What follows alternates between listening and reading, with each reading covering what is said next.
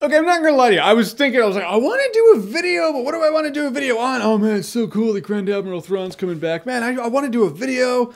Oh, that's really cool that Thrawn's coming back. Let me think of a video to do. So why not talk about the fact that Grand Admiral Thrawn is coming back? It's awesome. Yeah, no Star Wars curtain cape today because you cannot expend the currency of the curtain cape too much. You can't show it too much. Star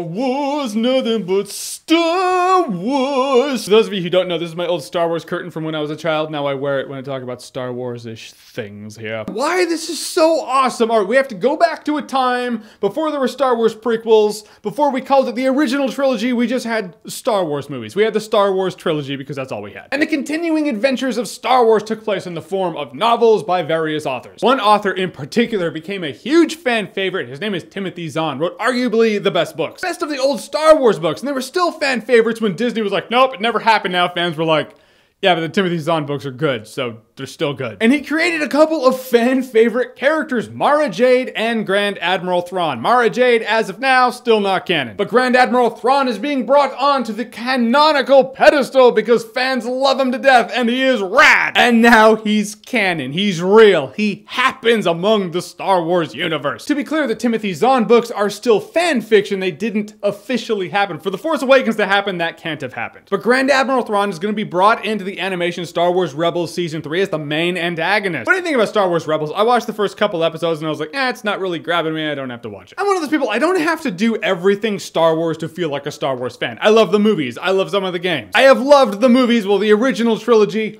all of my life. And I just didn't feel like I needed to watch the animations. They didn't grip me, but I still have my movies. But admittedly, at a point I was channel surfing and the season finale of Star Wars Rebels Season 2 came on. I was like, all right, I'm gonna watch this. Let's see what happens. And what I saw was pretty fucking awesome, I gotta say. So at that point, I wanted to go back and watch Rebels Seasons 1 and 2. Now that Thrawn's coming in for Season 3, I just plain have to. And for those of you who don't know who Grand Admiral Thrawn is or why this is super awesome. I mean, Grand Admiral Thrawn, just super smart, brilliant, cultured, master tactician. He's like if Tywin Lannister and Tyrion Lannister had a love child together.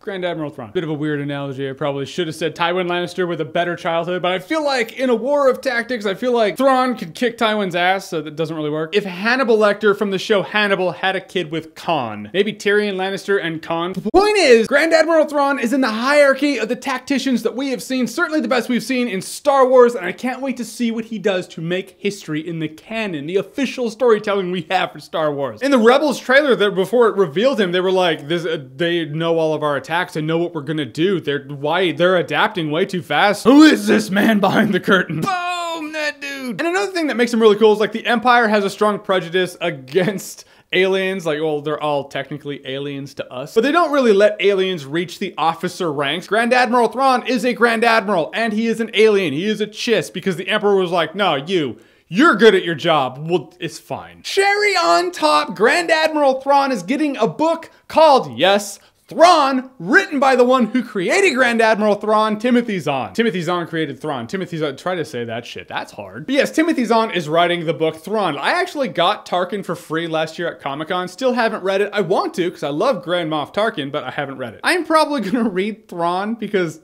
I love dudes like Thrawn. I just do. I love super brilliant Imperial types who are just too much for the rebels. It's like, yeah, you're better than us. I don't know what to say. We're probably going to lose this fight because of you. That's Thrawn in a nutshell. Expect shit to go down. Funny thing is, among all of this, the only gripe I've actually heard is the fact that Grand Admiral Thrawn has pupils. Yeah, like the Chiss, their eyes were all red, and now everything you've seen of Grand Admiral Thrawn, like in the trailer for Rebels Season 3, on the cover of the book, it's all red, but he does have pupils. I feel like it's a humanizing thing. Like everything has pupils now. Like Transformers have pupils in the movies. Ultron had pupils. Just everything has to have pupils. Just kind of a thing, a mode that we're in right now. And I really think it's due to it being seen as a humanizing feature. You know, eyes are the gateways to the soul kind of thing. Even when James Cameron was creating Avatar, it was one of those things where he was like, all CGI characters always have dead eyes and it just drives me mad. So it's one of the things he wanted to do in making Avatar is he wanted to just capture their faces, including their eye movements, because eyes are just what make things look alive or not. And so I feel like that's why he's gonna have pupils. It's gonna be a little more humanizing. Plus, he can just kind of glare out of the corner of his eye and you know he's doing it. I mean, if everything's just red, he can glare. It's just gonna look like he's staring like this. Like, oh, I hate you so much.